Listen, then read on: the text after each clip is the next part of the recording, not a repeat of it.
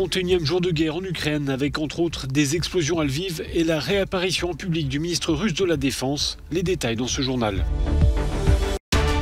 En Pologne, le président américain juge sacré l'article 5 de l'OTAN sur la défense mutuelle entre les États membres et qualifie Vladimir Poutine de boucher. Après un mois de guerre en Ukraine, l'exode des réfugiés se poursuit et dans le même temps, la solidarité en Europe ne semble pas faiblir pour venir en aide à ces populations victimes du conflit. Plusieurs explosions entendues ce samedi à Lviv, dans l'ouest de l'Ukraine. Des détonations suivies d'une épaisse fumée. Il y a plusieurs blessés selon le gouverneur régional. À Kiev, les autorités locales ont renoncé à imposer un nouveau couvre-feu général, contrairement à ce qu'elles avaient indiqué dans la matinée. Cela dit, la circulation dans la capitale ukrainienne reste interdite la nuit entre 20h et 7h du matin. De son côté, le président ukrainien continue d'interpeller les dirigeants étrangers. Ce samedi, il s'est adressé aux pays producteurs d'énergie rassemblés à Doha, au Qatar. Je vous demande d'augmenter la production d'énergie. Faites comprendre à la Russie qu'aucun État ne doit utiliser l'énergie comme une arme et comme un moyen de chantage. 31e jour d'une guerre déclenchée par la Russie. Le commandement russe a laissé entendre un changement de stratégie en voulant concentrer ses efforts sur le Donbass. Interrogé sur le sujet, le président américain s'est montré pour le moins dubitatif.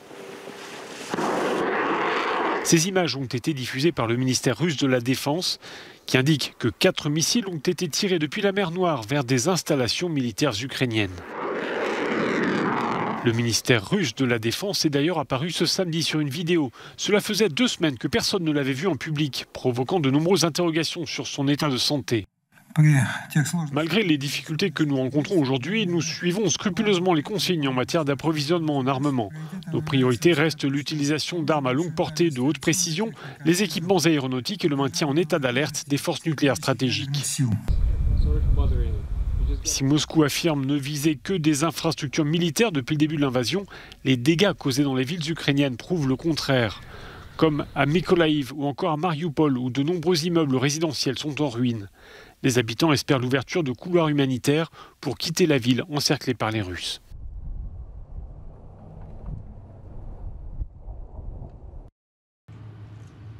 Votre liberté est aussi la nôtre. Lors de son déplacement en Pologne, le président américain a voulu rassurer son allié européen. Avec l'offensive russe en Ukraine, la Pologne craint les ambitions impériales de son voisin. Face à son homologue polonais, Joe Biden a réaffirmé qu'il portait une grande importance à l'article 5 de l'OTAN qui stipule que si un pays membre de l'organisation est attaqué, les autres membres doivent intervenir. Les États-Unis et mes collègues de ce côté-ci de la table m'ont entendu le dire de nombreuses reprises. Nous considérons l'article 5 comme un engagement sacré qui concerne chaque membre de l'OTAN.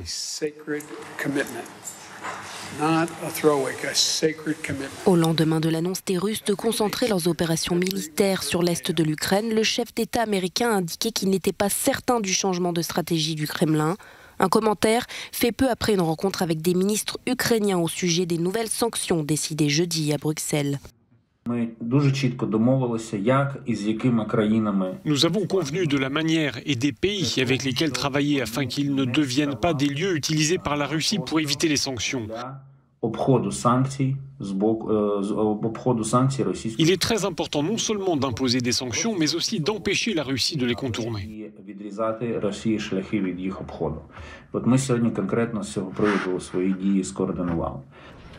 Enfin, lors d'un déplacement auprès des réfugiés ukrainiens dans la capitale polonaise, le président américain a qualifié Vladimir Poutine de boucher.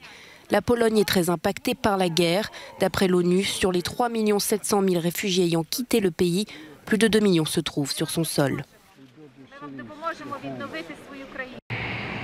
Plus d'un mois de guerre en Ukraine et le flot des réfugiés qui ne tarit pas. D'après l'ONU, près de 3 700 000 Ukrainiens ont fui le pays. Un exode d'une ampleur et d'une rapidité inédites depuis la Seconde Guerre mondiale.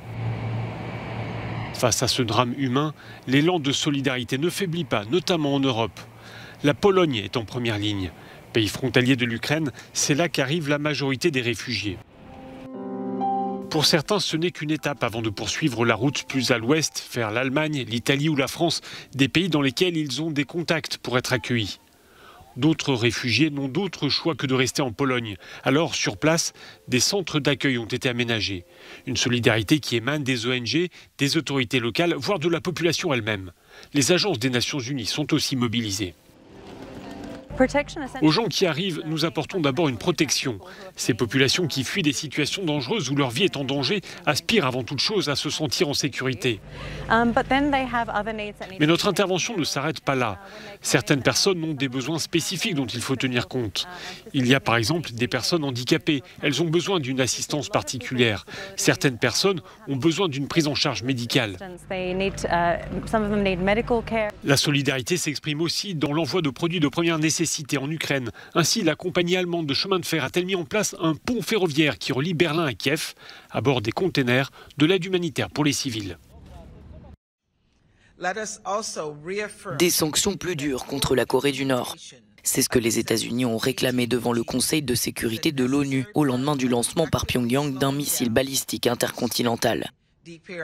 L'ambassadrice américaine a dénoncé ce tir représentant selon elle une menace non seulement pour la région mais pour le monde entier.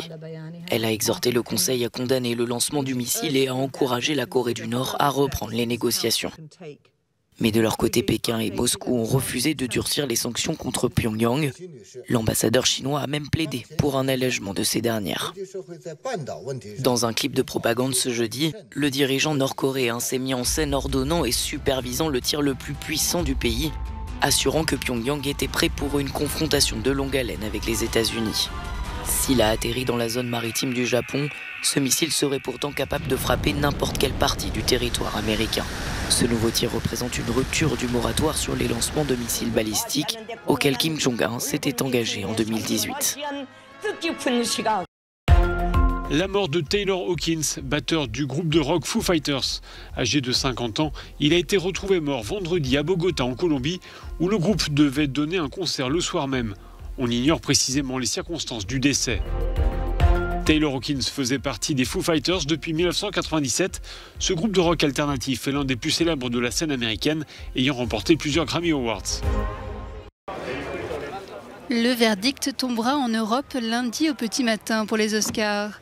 Le tapis rouge est prêt, les prétendants sont là. Parmi eux, de nombreux Européens, au premier rang desquels, comme de tradition, les Britanniques. Kenneth Branagh, pour son film semi-autobiographique Belfast, sur son enfance en Irlande du Nord et les conflits entre catholiques et protestants, rafle 7 nominations, dont celle pour l'Oscar du meilleur film et du meilleur réalisateur, une consécration. Pour l'Oscar de la meilleure actrice, Olivia Colman sera en lice pour un second Oscar pour son rôle de mère divorcée dans The Lost Daughter, d'après le roman d'Elena Ferrante, dont le passé va ressurgir dans le décor magnifique mais trompeur des îles grecques. Penélope Cruz est aussi parmi les 5 finalistes pour la statuette pour son rôle dans Madres Paralelas de Pedro Almodóvar, nommé aussi pour la meilleure musique, signée par son compositeur attitré Alberto Iglesias. Alors que Monsieur Cruz, Javier Bardem, sera en lice pour l'Oscar du meilleur acteur pour le biopic Being the Ricardos auprès de Nicole Kidman, face notamment au grand favori, le Britannique Benedict Cumberbatch, pour son rôle dans The Power of the Dog de Jane Campion, en tête des nominations avec 12 citations. Mais côté européen, la grande surprise est la triple nomination de Flea du Danois Jonas Poe Rasmussen, nommé, fait unique dans l'histoire des Oscars pour la statuette du meilleur film d'animation, meilleur documentaire et meilleur film international. L'histoire vraie de son ami Amin, réfugié afghan au Danemark, qui a fui les bombes et Kaboul, l'un des films les plus récompensés de 2021, notamment au Festival du film d'animation d'Annecy. Har du nogensinde fortalt din livshistorie før? Nej. Autre bonne surprise européenne, The Worst Person in the World du Norvégien Joachim Trier, déjà récompensé à Cannes et qui concourt pour l'Oscar du meilleur film international, mais aussi pour l'Oscar du meilleur scénario.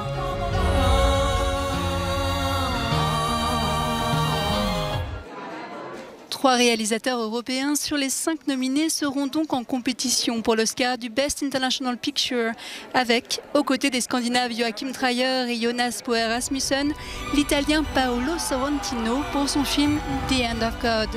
Un film semi-autobiographique sur son amour de toujours pour les femmes, le cinéma, Naples et le football. La cérémonie des Oscars se tient à Los Angeles dans la nuit de dimanche à lundi.